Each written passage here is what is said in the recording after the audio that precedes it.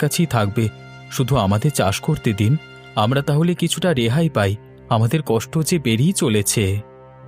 তুমি বুঝবে না বিকাশ, আমি যেভাবে সবকিছু পেয়েছি তাতে আর কাউকে চাষ করতে দিতে পারবো না। একটু দয়া করুন, একটু বুঝুন। আমাকে ক্ষমা করো, আমি ওই দিকের জমিগুলো দেখতে যাই।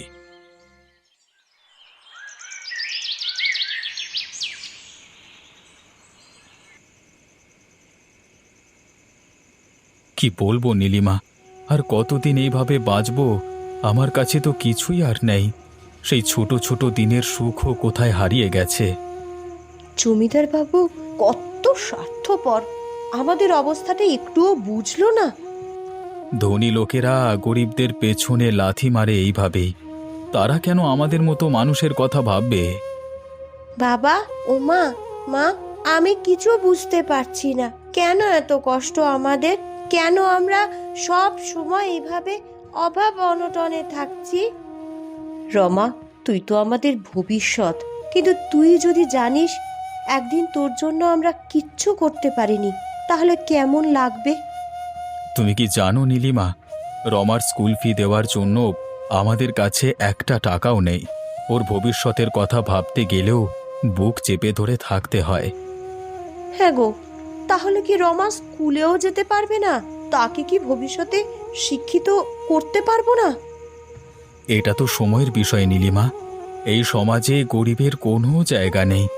আমাদের সন্তানও যদি লেখাপড়া করতে না পারে, তবে আমাদের কি অবস্থা হবে?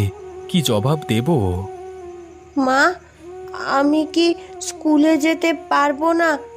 আমাকে তো পড়াশুনো বন্ধ করতে হবে তাহলে।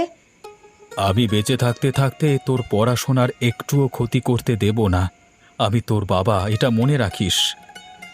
যদি কিছু করার সুযোগ থাকতো, যদি আমাদের একটু কেউ সাহায্য করতো।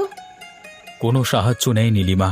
আমাদের গ্রামে যে ধনী গরিবের পার্থক্য, সেটা তো সবার জানা। কেউ কি আমাদের হাত বাড়িয়ে সাহায্য করবে? করবে না। নিজেদের পথ নিজেদের তৈরি করতে হবে। এই নদীটা দেখো, একটা সময় এর জল ছিল আমাদের সব সুখ, সবার আশার আলো। কিন্তু এখন এই নদীও যেন আমাদের কষ্টের প্রতীক হয়ে দাঁড়িয়েছে। কি করবে বিকাশ, নদী তো চলে যায় তার নিজের গতিতে, কিন্তু আমাদের কষ্ট তো থামতে চায় না। আজকের পর আমাদের কি বাঁচার আর কোনো পথ আছে? আমরা বাঁচার জন্য কত কিছু করলাম, কিন্তু কিছুতেই কিছু হচ্ছে না। নদী তো চলেই যায়, কিন্তু আমাদের জীবন কেন থেকে যায়? বাবা, আমি কিছু বুঝতে পারছি না। আমাদের তো কিছু করা উচিত, তাই না?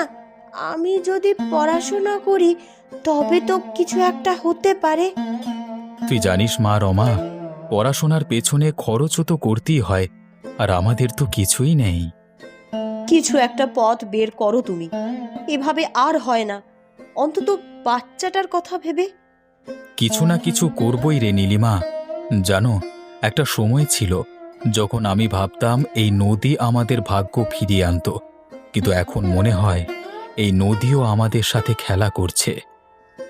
ঠিকই বলেছ বিকাশ, কেমন যেন শ্মশান হয়ে গেছে সবকিছু। এক সময় এখানে আমরা জমি চাষ করতাম, জল নিয়ে আসতাম, কিন্তু আজকাল একই ঘরে কিছুই নেই। খরচ বাড়ছে আর জীবন তো বড্ড কঠিন হয়ে যাচ্ছে। তুমিও বুঝতে পারছো আরফান চাচা, আমাদের পেছনে আর কেউ নেই। একসময় কষ্ট হলেও কিছু আশা ছিল, কিন্তু এখন তো আশা